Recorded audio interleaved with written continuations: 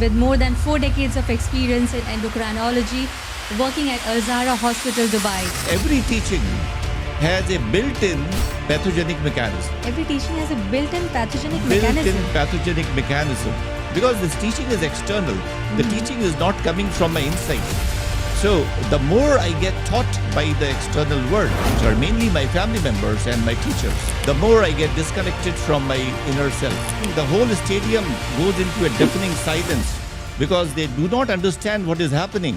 A new man came for the first time and he has shown a caliber which was unimaginable. Live by your soul. And then life is music. No stress at all. We had also discussed that the starting point of all diseases is basically stress. Mind creates all the problems, but the cause is inside. It's stuck on my mind. Body is the result. It's Body not is the the cause. result. Body I have obtained because of my mind. So mind is the starting point. So the human entity, so I call it human entity because for me body is totally unimportant. And so it is body, mind and soul. So I can describe you in this situation that soul is pure energy, devoid of any qualities. There are no qualities in the soul. Just it is an animating energy. It is the conscious energy which animates all humans and all living beings. And mind you, both phases are damaging. So my program talks about going beyond the mind and then living your life the way the Almighty has created you. That's all. But then dissolving the mind, how does that work? Lord Krishna says in Bhagavad Gita that the one who is not happy in the states of happiness and the one who is not sad in the states of sadness is a yogi. Yogi means a evolved human being. And everybody can evolve. I mean, it's not that what Lord Krishna said is not something reserved for a few privileged people. No, that is for the entire humanity. And that is also not just for Hindus. That's for Muslims and Christians and for everybody. Because human evolution is just a common, universal, global process. Society teaches us that way of living the life which disconnects me from myself. Then life is stressful. If I lead the life by the first example, then life is music. But people say to survive in the society, you have to follow the society. You are feeling it a little awkward because doctors don't talk like this. And this is not our training. Our training is to talk about symptoms and to create a story around those symptoms, what must have gone wrong, and then to perform some investigations and to diagnose a disease. The standard, what you have been taught, right? Disease. That's what you said last time. Treatment. Doctors just talk about diseases. That's right. They never talk about the health, right? But my approach is to go into the basic causes. So there is something known as the root cause analysis. Hello and welcome to our lovely audience once again on our collaborated show Effortless Health by Dr. Vipin Mishra. With more than 4 decades of experience in endocrinology, working at Alzara Hospital, Dubai. So welcome Dr. Vipin Mishra once again. Thank you very much. With me. I'm glad you're enjoying my company and you're here to share your thoughts. Absolutely. Thanks a lot. Pleasure having you. So coming directly to the point, because I know I enjoy this discussion to my core. Whenever we meet, even off studio, I just get into the flow of your conversation. So I want to get into it again as soon as possible. I remember last time in our podcast, the first podcast, you mentioned society is the reason of people getting sick. I am still a bit confused about that. Can you elaborate it a little for me? Yeah. So, madam, the thing is that humans live lives by narratives. So they are following some narrative. And if you're following some narrative for hundreds of years and thousands of years, then that becomes the norm. And nobody questions the norm because you have been taught that by your parents and your grandparents and your other family members and your teachers. And these people are your best well-wishers. You can never doubt your best well-wishers. Now, they were taught all that by their parents by their parents, and that is how the society goes on. And nobody questions the established norms. But you see that everybody gets some other sickness with the passage of time. And we never question that our narrative may be wrong. So when I said that the society teaches us diseases, and the society teaches us how to become sick. I don't mean that my parents told me that you do this and that is the way how you will create your own disease. No. They teach us how to live, how to perform, what are the important values with which I should live. And every teaching has a built-in pathogenic mechanism. Every teaching has a built-in pathogenic mechanism. Built-in pathogenic mechanism. Because this teaching is external. The teaching is not coming from my inside. So the more I get taught by the external world, which are mainly my family members and my teachers, the more I get disconnected from my inner self. Kind of a training. That's right. So I tell you one example. So you'll be able to relate with that example. So you know our cricket captain Rohit Sharma. So Rohit Sharma is known for his mighty sixes. And he's a formidable batsman. Well, not much a cricket fan though, but yes, I can still relate. Heard of it. Yeah, Yes. I'm a cricket fan. Oh, wow. And Okay. a big fan of Rohit Sharma. Nice. So he decides to go to the planet Mars. And the trip has been organized by Elon Musk. And now he has made it possible to go and have a vacation there. So Rohit Sharma decides that he will go and stay there for a long time. There's a vibrant society out there. He goes there, but there's a problem. The problem is that he forgets all that he learned in this world. His memory is all washed out. The hard disk is washed out. And then it's a new language which those people speak. But then he learns the language very quickly. And then he mixes with people and see lots of things over there, and people are involved in lots of activities. So he went to Mars. He went to a new planet altogether. Yeah. So he sees that there are teachers who are teaching his students at various levels. There are doctors who are treating patients, and there are singers who are singing. There are actors who are acting. So he tries his hand at various activities. And then he sees that there are players who are playing different types of games. Football is going on, badminton is going on. You're creating a suspense. I can't wait for the climax, Yeah, Dr. that Vipin. is the point.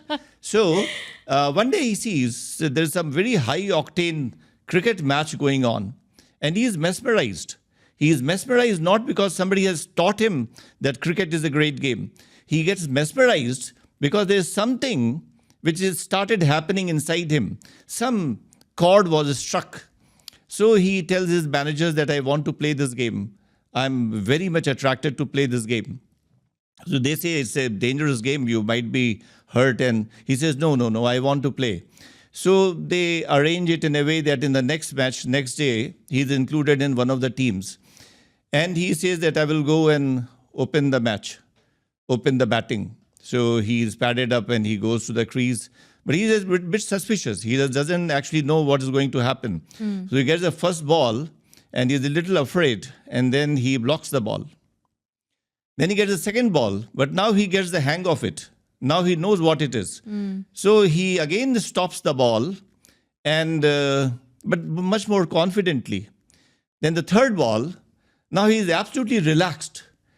He still blocks the ball, but this time a little hesitantly, because he wanted to do something else. And now comes the fourth ball, and he is truly in his elements, and he takes it on the front foot, and ball flies over the commentator box on the long on boundary into the stands.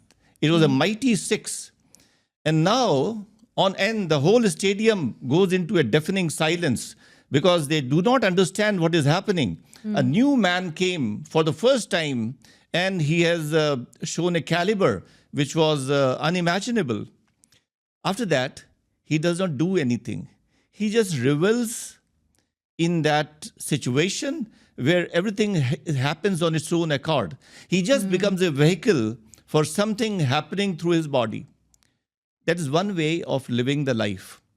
One way of living the life is by communicating to your soul and knowing what is deep inside, hidden there, which needs to come out. And you just allow that to come out. How? How is that possible? By communicating with you, with yourself, going into meditation. So that's all in my program.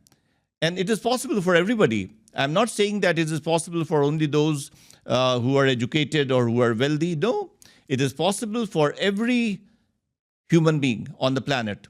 Now, what the society teaches us, that you do this because there's more money in that. You do this because there's more fame in that, because you will get more position, more powers. So these are all external reasons for living a life. So when I am taught that I have to live my life because of these external factors, I totally forget who I was and why I was born and what I had come on the planet to perform. So there are two ways of living the life. So society teaches us that way of living the life which disconnects me from myself. Then life is stressful. If I lead the life by the first example, then life is music. But people say to survive in the society, you have to follow the society. I mean, basically, you survive not in the society because of the reasons of the society. You survive because of your own reasons, because of your own strengths.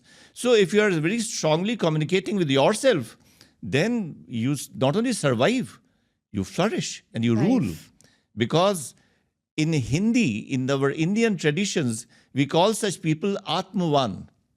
These people are connected to their soul. They are very strong people. They are not affected by the society. So I am teaching the world a new paradigm to live. Live by your soul. Wonderful. And then life is music. No stress at all.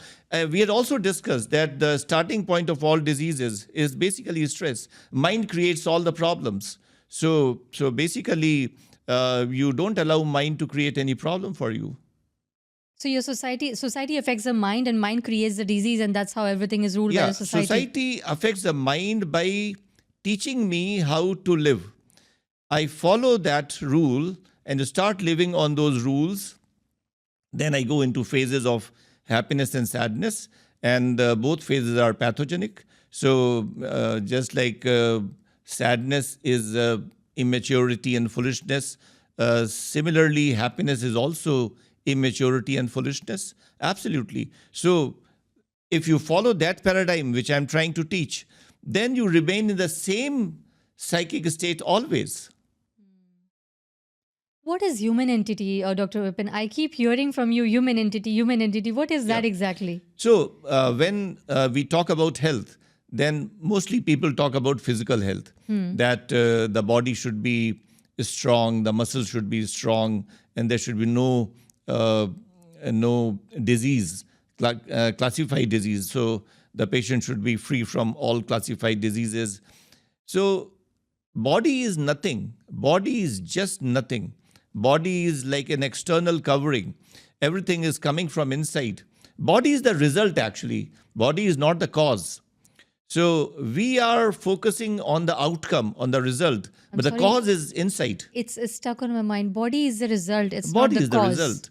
Body I have obtained because of my mind. So mind is the starting point. So the human entity, so I call it human entity because for me, body is totally unimportant. And so it is body, mind, and soul. Body, mind, and soul. So I can describe you in this situation that soul is pure energy, devoid of any qualities. There are no qualities in the soul. Just it is an animating energy. It is the conscious energy which animates all humans and all living beings. And also, when we will talk about the Advait philosophy, then we will know that it is also the reason behind the rocks and stones and all inanimate objects. So here, so that is an energy. So we can imagine that energy as bright light. So there is a very bright light as the core, in the core of the human entity. Around that, there is mind. So that very bright light is surrounded by an entity known as the human mind.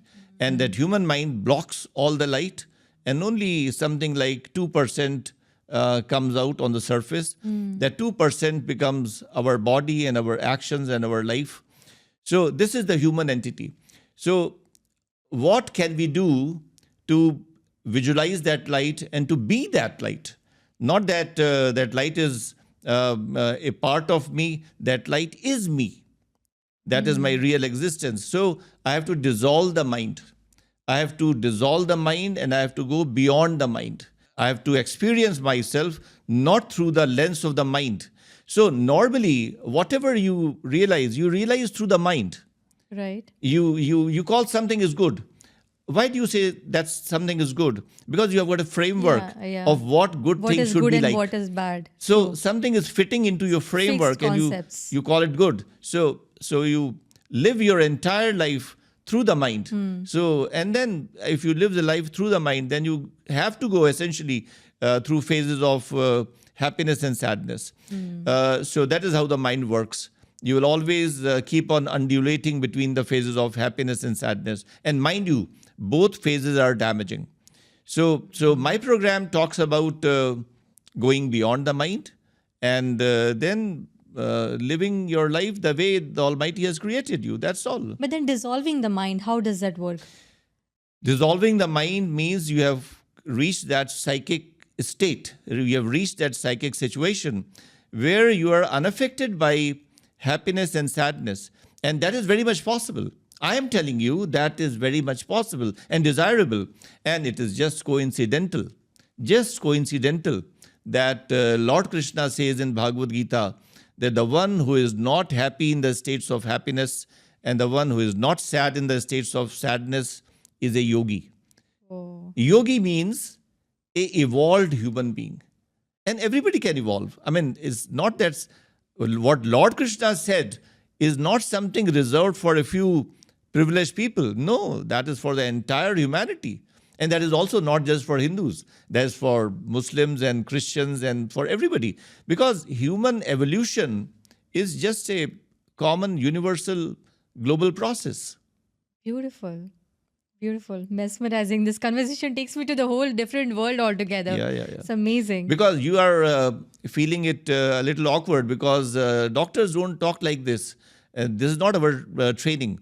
Our training is to talk about symptoms and to create a story around those symptoms, what must have gone wrong, and then to perform some investigations and to diagnose a disease. The standard, so we have been taught, right? Yeah. Disease. Yeah. That's what you Disease, said last time. treatment. Doctors just talk about diseases. That's right. They never talk about the health, right? But my approach is to go into the basic causes.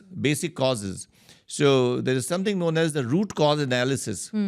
And why I developed my program? Because I did not get the fundamental answers. I asked these questions to many doctors of different countries. So they say it's all genetic. So the question is, why was I born in the family where I was born? So who decides? If everything is decided by the genes, then who decides the genes? And I'm not ready to accept that it's all random. It's all random. Somebody is born somewhere, and so no, nothing is random. It has got a pinpoint precision. So you didn't get the answer. You started finding the answer. Yeah, but I got the answers in Bhagavad Gita and in Upanishads. So you see, medical science is an incomplete science. And so to tell you something very interesting, that there's a lot of money being spent on medical research and huge money. If I talk about just one disease, diabetes, so something around $10 billion is being spent on diabetes research annually. And every international conference or national conference, it starts with some key opinion leader telling the audience that the incidence of diabetes is increasing astronomically, and we do not know what the reason behind that. Then what are you doing? What research with that is happening? $10 billion? So if the net result is that the incidence is increasing and you do not know the reason behind that, then we are not going in the right direction.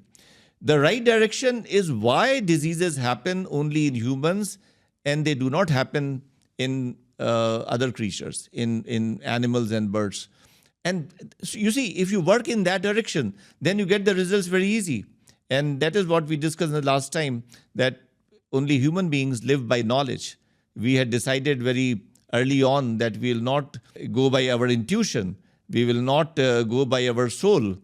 And we will go by knowledge, which is always incomplete and misleading. So I say, and this is a very important statement, I don't call that person an atheist who does not believe in God. The one who does not believe in God is a very reasonable person, is a very intelligent person. Really? because he wants the proof. So he wants the proof. So he That is prove me the definitely, God exists. he's a very logical person. He is not abnormal.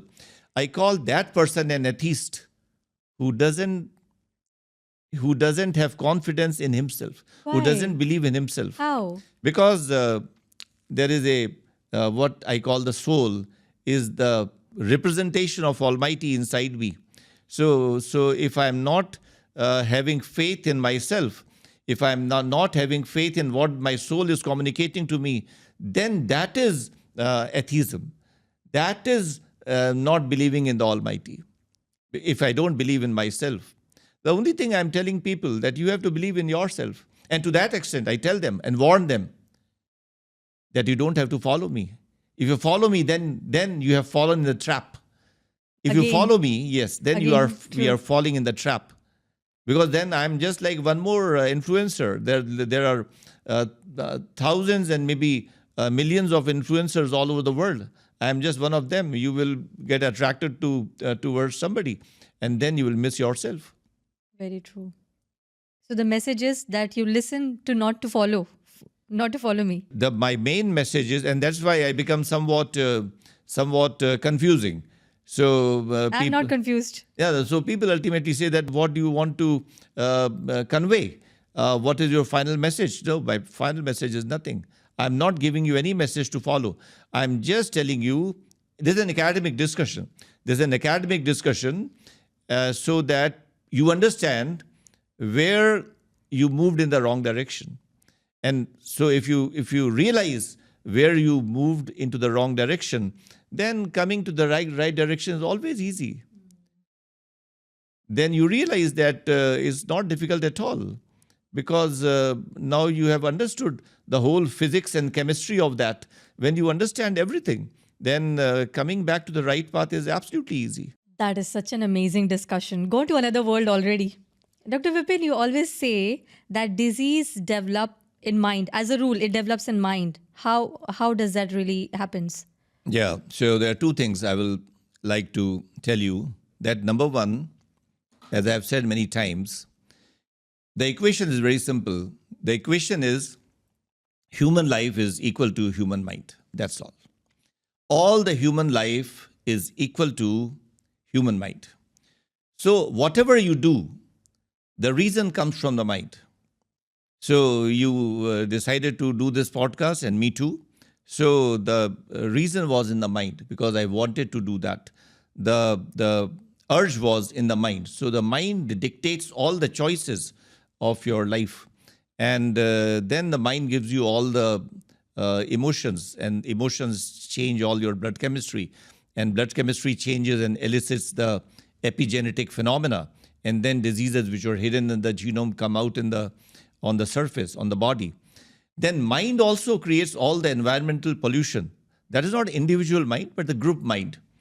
You must have seen that there is something known as the Indian mind, something known as the British mind, Oh, yes. something known as the Japanese mind. Yes. So these are group minds. Group minds. So if there is a society which is ready to pollute whatever for some extra money, then you will have to live in a polluted atmosphere. Then the whole global society decided that we will go in a big way into the corporate mode. Everything will be corporatized. So the food industry is a big corporate. So let me tell you that all the food that you buy from the supermarket, all of that, 100%, is chemically treated. Either preservatives or insecticides or pesticides or coloring agents or refining agents. What can you do if lots of chemicals are going into your body through food? But then I remember you told me that you can eat whatever you want. Yeah. It will not cause you disease, right? How does that work? Actually, Sorry. the question is, what do you call as disease? Disease is just a preamble of death, and death is a normal phenomena. Death is as normal as birth.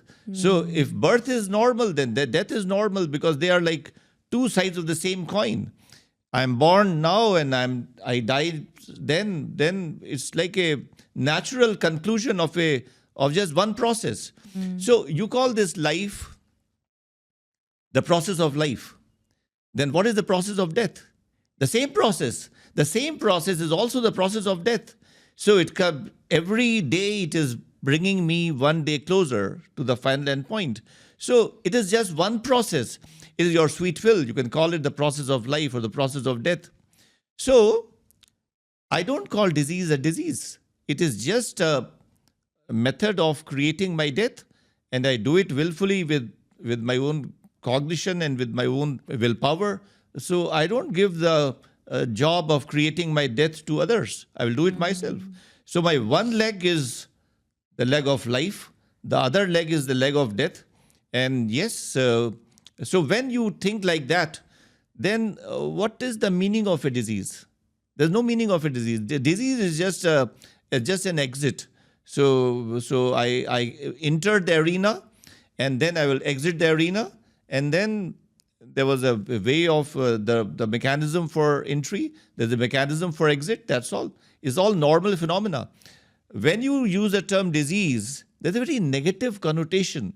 You see, because of that negative connotation, the disease becomes more severe. So what I have realized in my own experience, that death is not the problem, not at all. The fear of death is the problem. Oh, yes. Yes. Yeah. I agree with you. So on one hand, I told you that mind is your real life. Everything is because of the mind. Now, the second thing is, I also told you that mind and body are not two different entities. It's just one entity which you see from inside looks like mind, and which you see from outside, the same entity, looks like body. Now, so there is a mind-body composite. So there is a mind-body composite. Between these two things, two parts of the same composite, mind shakes more easily. So if somebody starts abusing me, my hands will not be affected, my legs will not be affected, and my eyes will not be affected, but my mind will be affected. Body is very solid. Body doesn't change so easily, but the mind changes very easily. So mind is the driver of diseases. So number one, all my decisions, if I drink alcohol, then it is said that lips don't drink alcohol, the mind does. Oh. From where was the urge coming? Wow. If somebody is smoking cigarette, then it's not the lips which smoke, the mind smokes. After maybe 10 years of his smoking and he develops a cancer, and you say that he died because of the smoking. No, he died because of that urge which was coming from the mind. True. The mind killed him, not the cigarette. Cigarette was just a vehicle. Very and people true. are so much entangled in giving all the shame to vehicles that they forget that the real thing was coming from the mind. You mean to say the pollution out of the No, vehicles? not just the pollution. If somebody is smoking and the smoke kills him, the urge for smoking was coming from the mind. Oh, you mean to say that with the Yeah. vehicle? So, Okay. if I go out and my family goes out for a dinner, and we all order our favorite things, and I order chole bhature, and my weight is increasing. Okay. So my weight is not increasing because of chole bhature, but because there is a Fixed concept in there the is mind. an urge for that in the mind. Okay. Ultimately, all that happens on my body, it happens because of the mind. But we don't see the seeds of problems. The seeds are in the mind. And number two, I told you that mind shakes more easily. In a mind-body conglomerate, the mind is the one which gets corrupted more easily. So that is always the driver of all the problems. All the problems, as a rule, they generate in the mind. So ultimately, you will say that how can mind decide somebody's infection or somebody's diseases, diabetes or other things? So there's like a twin pathogenic mechanism. The DNA is one. So there are lots of things in the DNA, and the mind is the other. So the DNA is in most of the situations. I'm not talking about those point mutations. So there is an osteogenesis imperfecta, and the child is born with a disease. So what can you do? It's a point mutation. So if there's some very crucial protein missing, just missing, then the child is born with a disease. But if you talk of diseases like diabetes or hypertension, so the child is not born with a disease. And during the childhood and adolescence and young age, young adulthood, the life is great. Then in 40s, somewhere around 45, diabetes comes. So here, the role of the genes was not causal. The genes were not dictating the disease. It was more permissive. So when the blood chemistry is critically damaged, then it extracts the diseases from the genome. So I told you that blood chemistry is damaged and spoiled over a period of time because of the choices generated in the mind. So mind is the real culprit. And you say, okay, so mind may be the real culprit, but I will live by the mind because I can't leave my happiness. Why can't you leave your happiness? Your happiness is the inverted form of your sadness. You see, when you say happiness and sadness, which is given to you by people around you is your external world. That means, number one, you are disconnected from your inner core, Very true. which is the source of all the bliss. So, do you know how do we describe the soul? The soul in India, and don't mind if I use a lot of Hindi terms No, I would love to. I'm an time Indian to as time. well. So, it is described by 3 words. It is Sat Chidanand. It's called Sat Chidanand. Sachidanand. Sat, Chit, and Anand. Ah. So I will explain this sometime because it will Very take. soon we will come up with our Hindi podcast also, Dr. Vipin. We can do that. Absolutely. So Sat means the truth. The truth is the one which never changes. My body is not the truth. The body was 60 years back in the form of a small child. Then it became in the form of a teenager. Then it became. The body is changing every moment. The body is unreliable. So don't fall in the trap of the body. The mind is also very, very changeable. It is always in a flux. But the soul remains the same after decades and after centuries and after lives and several lives. So that is the truth. And that is Chit. Chit means the conscious element. Body is just soil. Body is just soil.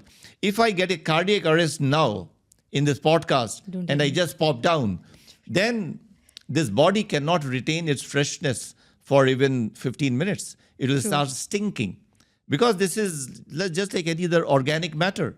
So what happens if you leave your food on the dining table and the AC is switched off?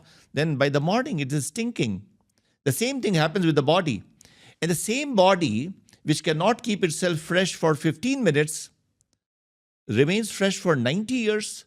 And grandchildren and great-grandchildren are coming and hugging their grandparents.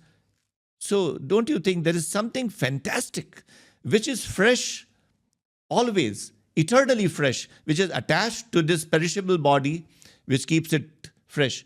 So that is the second element of the soul, the Chit. And the third element is bliss. Anand. Bliss is not the same thing as that happiness which you get when you get a salary hike. Okay. So you get a salary hike and not you... an employee anymore, though. No, it's all right. I mean, you have your own business and maybe so you are earning money and maybe your earning goes 10 times. No, I'm following your path now. Nothing affects me, Dr. Vipin. And you see, if I'm you in a follow very my subtle path, state now. if you follow my path, then your earning will also increase better because you will improve in every aspect, in every dimension of your life. Well, it comes from him. It goes to him. Yeah. That's what I believe. He's the giver. He's the taker. We are just mediators. That's what I believe. I don't know what does it mean, but yes, what I am saying is, if you follow this, then a doctor becomes a better doctor, an employee becomes a better employee, a father becomes a better father, a husband becomes a better husband, and a wife becomes a better wife, a son becomes a better son. You have lots of roles that you are performing in this life, and I mean, Indian culture is so great. It's beautiful. So great. So we have called these various roles dharma. So basically, what I'm teaching is that you have to follow the path of dharma. And I've made it very simple that who will decide? Who will decide what is the path of dharma? You will decide. Yes. You have to decide what is the right duty in a particular role. So when you get more and more connected to your soul, then you take better decisions on every dimension of your life. And not only that, your earnings increase, they increase without any hard work. Hard work is for donkeys, not for humans. Humans are not born to do any hard work. Humans are born just to revel in their pristine purity, and that's all. Beautiful. To all the hard workers. I don't know. You see, and I've seen people, it's all about whether you are enjoying your work or not. I'm doing this podcast because I'm enjoying it. So there are people who are enjoying their work. I remember some doctors in Kanpur. There was a doctor who is no more now, Joginder Singh, my good friend. He was a surgeon and he had his own hospital, also a private hospital. So once he called me to a meeting, and I was teaching the group the same thing, effortless health. So I told him that ultimately it's all about the human consciousness. So where your consciousness is located, that decides everything. And there is a certain bandwidth of consciousness where there is all the stress. If you come below that bandwidth of consciousness, there is no problem. And that is achieved very easily by alcohol. Oh, okay. 3 large drinks, and then nothing bothers you. Are we promoting drinking alcohol? I have been drinking alcohol all my life. Oh, really? And a lot of my wisdom has come from that. Okay. Because then you are connected to some other level. And then you start realizing things in a different way. There is a world hidden in the same world in which you are living, and which you see only after the 3 large drinks. But that is one way of Okay. of escaping that bandwidth of stress. Wow. And that is why alcohol is so popular all over the world. So do you think that people drink alcohol to damage their liver? Well, not really. No. That's not the intention, For though. the Yes. happiness, for the bliss which they get from that. And the other way of going beyond that bandwidth, going higher than that, is yoga. Yoga is the second and more impactful and permanent way of giving you that consciousness without any side effects. Wow. Without any side effects. Yes. To be noted. No. If there is a side effect, there is a side effect, and that is extreme blissful feeling. That's extreme, yes. Yeah. So what I'm promoting, you decide. Again, you decide. Yes. That's wonderful. So you said problems comes from mind. So even the solutions, they come from mind. How does that work? I mean, what This does is a it very mean? fantastic question. This is a great question. So there is a consciousness level where something is seen as a problem. You have a certain mind, and that mind has certain cognition. So it is experiencing the reality around you in a certain way. For cognition, for our normal people to understand what cognition Cognition is. means how you are perceiving the reality.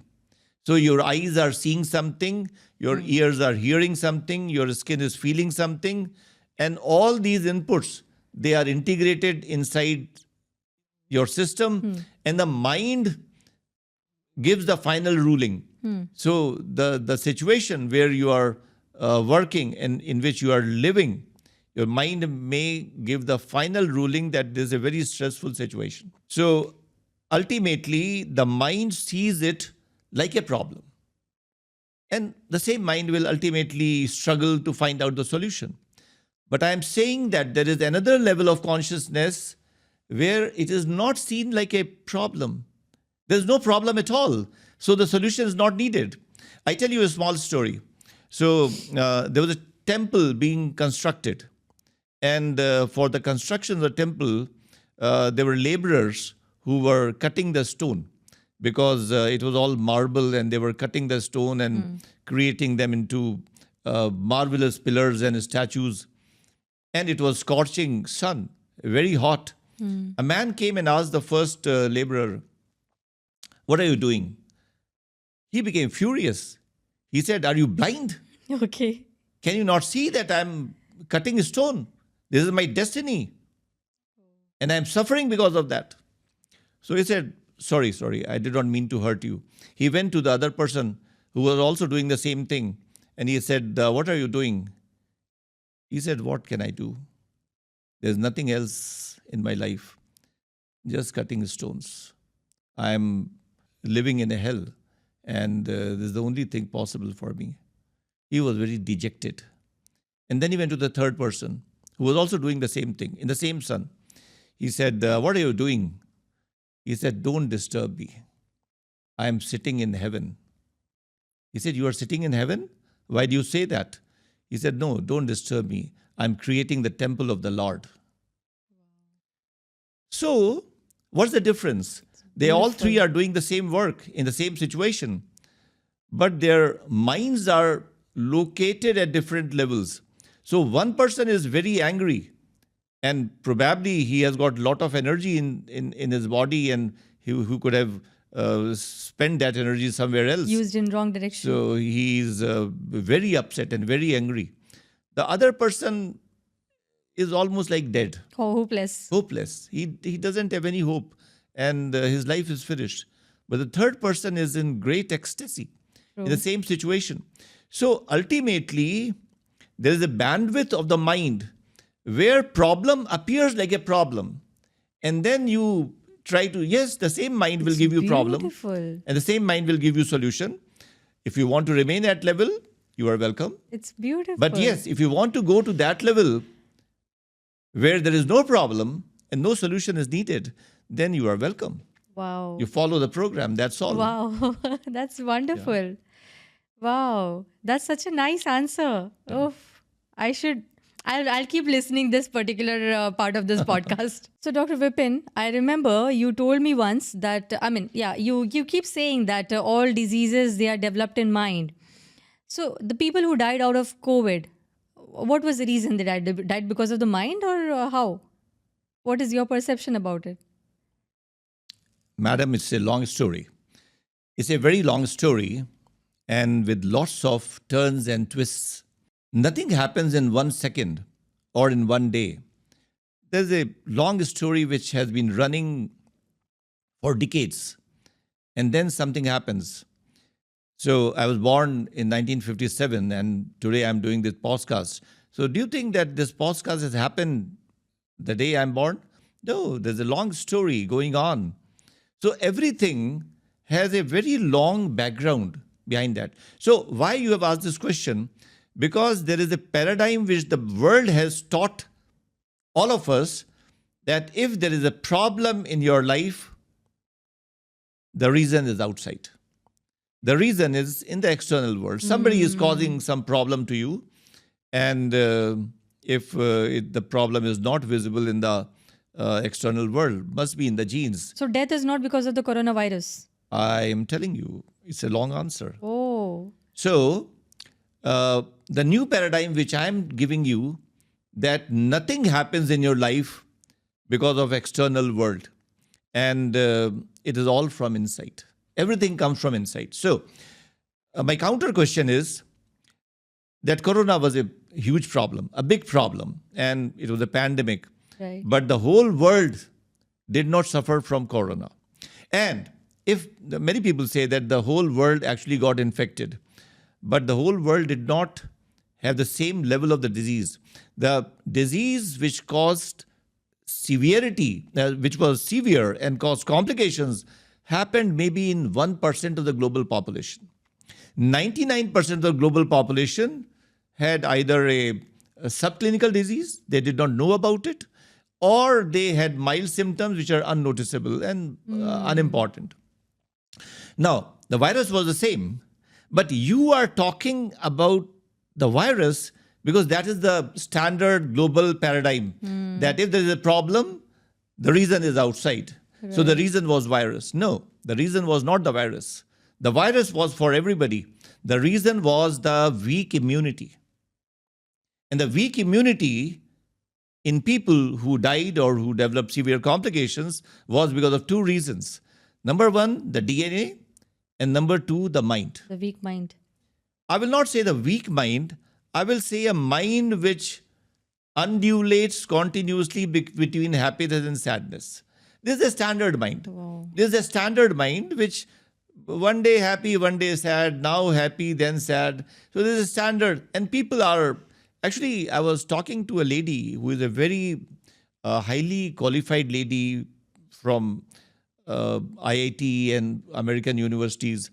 And I was telling her my program, and I told her that emotion is the basic problem. And if you are roaming in the realm of emotions, then disease is the only possibility. So he said, but you are glorifying a human being who has no emotions. I think that human being should not even be called a human being. A human being is recognized by emotions. Emotions. This is just pure knowledge. This is just pure knowledge. And what Bhagavad Gita tells us, that all the problems are because of the emotions. And why we are not able to get out of the domain of emotions is because we ourselves want to stick to a type of emotion. Then what happens? If I decide that I want to be happy, and there are lots of things which can make me happy. So I prefer to meet with those people who can make me happy, and I can involve in those activities which make me happy. So I'm allowing the external world to affect my mind. So when I allow the external world to affect my mind, this was my decision. Nobody forced that decision on me. Then yes, the things will not remain the same all the time in the external world. So what makes me happy, tomorrow it will not be available. So I'm creating my own methods of going into sadness. Happiness is nothing but the reflection of sadness. So I'm allowing my mind to be affected by external reasons. So one day they give me happiness, the other day they give me sadness. So sadness comes and I say, no, I did not want sadness. I wanted sadness because I wanted the twin brother of sadness, which was happiness. But then you say there is nothing, you should not feel sadness, you should not feel happiness. Yeah. It's like that. Yeah. So you want... And it's not just a rhetoric. I'm not saying that you do it because I'm telling you. No. You should go to that level of consciousness where you realize the frivolity of all this. It's so childish. It's so useless. I mean, I cannot consider myself a matured person if I feel happy on something. If my hospital increases my salary, You won't be happy? I will take it easy. And even if they decrease it, I will not be affected by that. Maybe you can I hope say they don't listen to this. they are very clever people, so they know how to deal. So, but what I'm saying is that if I am allowing myself that I will be affected by the external situations, then I'm willfully making myself vulnerable. Then I will have to go through different phases of emotions, and all phases of emotions, they ultimately ruin your system. So what is a closing statement for the death that is caused by COVID? It's not caused by the coronavirus, it's caused by your mind. Actually, different people have got different sensitivity about death. In my book, by the way, there is a chapter on death, because I am 100% convinced that if you do not know what is the meaning of death and what is the experience of death, then knowing life is impossible. So, but different people have got different sensitivity about death, and nobody wants to talk about death. And many times it happens in my family that I started discussing about the prospects of my death, and then everybody shut me off and they said, no, you can't talk like this.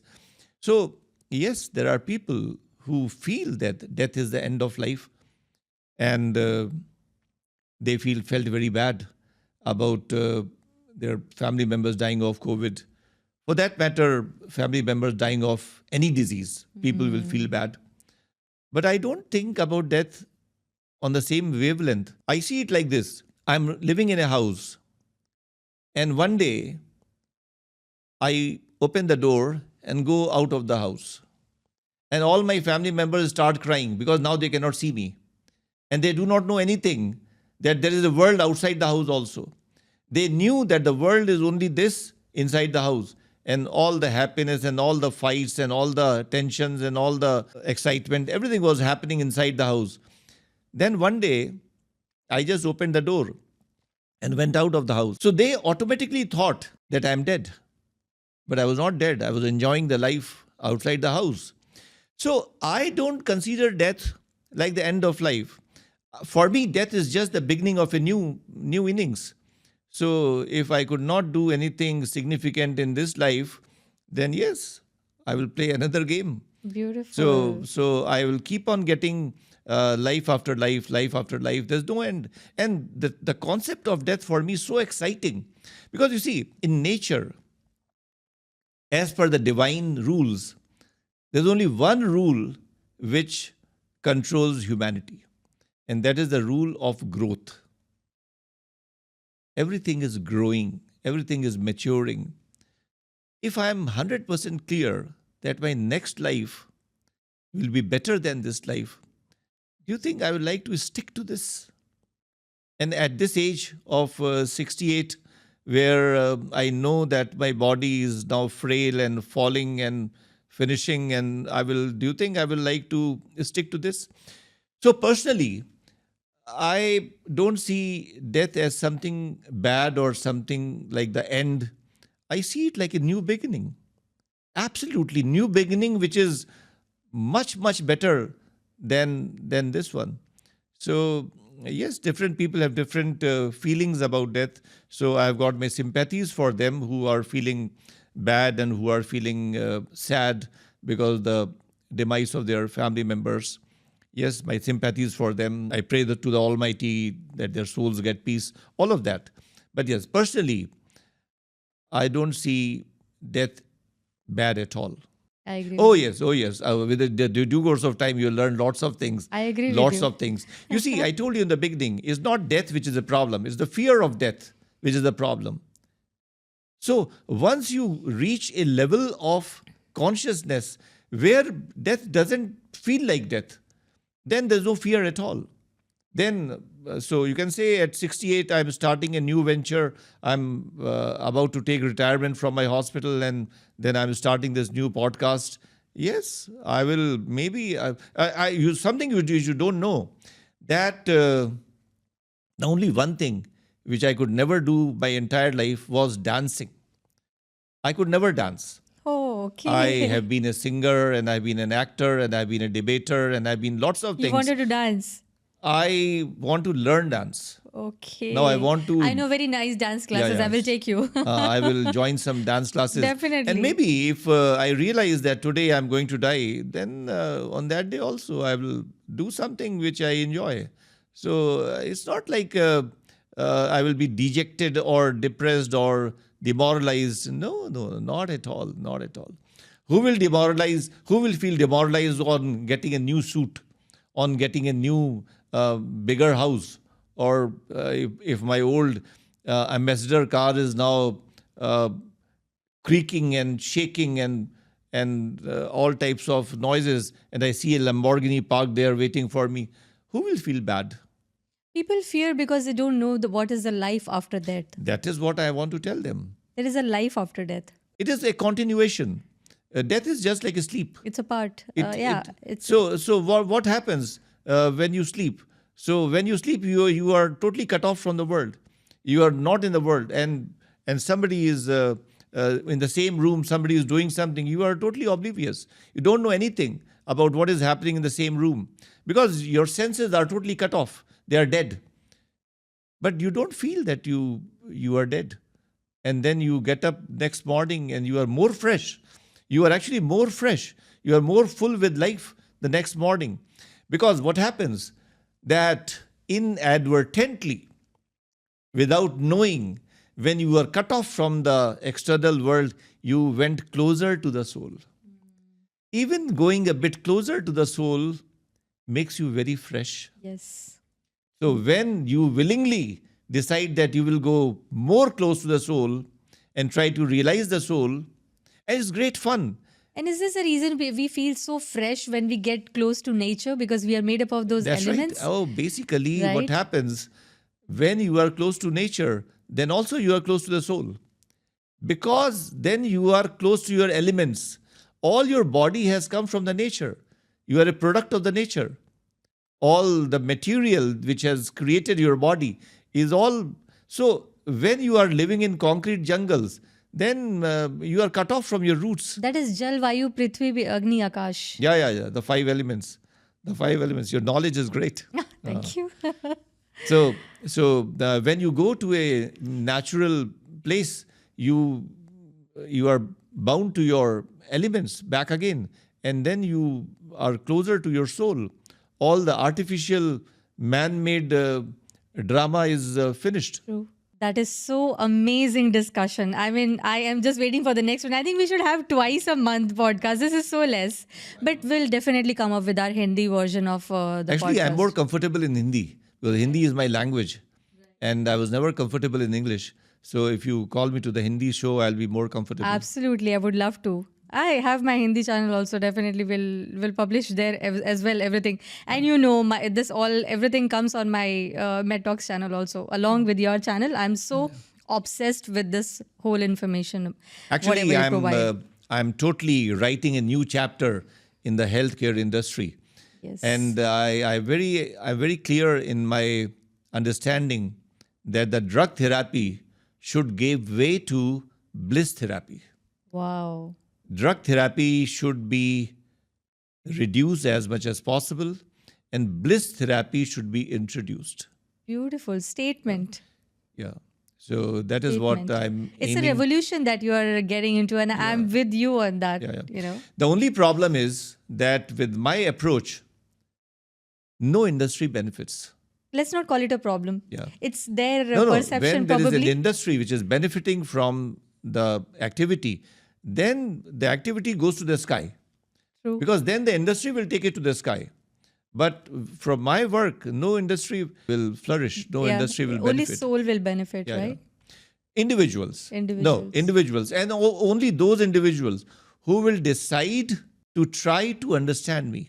You see, I was talking to somebody and he said, I have totally understood your program. No, you can't understand. You just can't understand. You can't understand something which is ununderstandable. So I told you that there is something known as the known domain and the unknown domain. And there is a third domain, which is the huge domain, which is the unknowable, which can never be known. So life is a mystery. How can you crack the mystery? But yes, it is possible that when you merge with life, you become mysterious. You can become mysterious, not by your effort, not by a targeted effort to become mysterious. Then you become a joker. Okay. So if you Yes, decide that agree. I want to become mysterious and I will speak those words which will make me look mysterious, no. Then the person will be seen as doing some burlesque drama. No. You see, my identity should fall. My ego should fall. When my ego falls, can I tell a last story? Yes, absolutely. Okay, so there is something known as ego. Every human being has got something. It's a big thing. Yeah. It's a big thing It's called a as big ego. thing. Yes. And ego is very important because I have a self-identity. I know who am I. So I, me and myself. So if I go somewhere, then I know that I go there. So that I is very important. So there was a king who once called a saint, and the name of that saint was Naksen. So Naksen was very famous, and all over the kingdom he was highly revered and very famous. So he sent a messenger to give him the invitation that the king wants that he should come to the king's palace. So the messenger went and told him, he said, okay, if the king wants, I will definitely come. But tell the king that there is nobody like Naksen. There is no human being known as Naksen. And the messenger was totally baffled. What does he mean?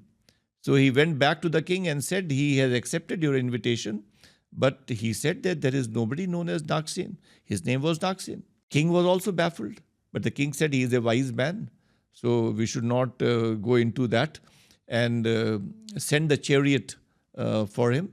He will come to my palace on that chariot. So he came, and the king welcomed him. And the king said, I welcome you to my palace, but I have one small confusion. Why did you say that there is nobody like Naksen? He said, I will tell you the answer. You see this chariot here? You take out the horses from the chariot. The horses were taken out. Can we keep this as a suspense for our next podcast session? Yeah, Trust sure. me. Trust me. Shall we? Yeah. Because it's getting interesting. Let's keep it a suspense for our next podcast, upcoming one. Yeah. So thank you so much once again for having me, I should say.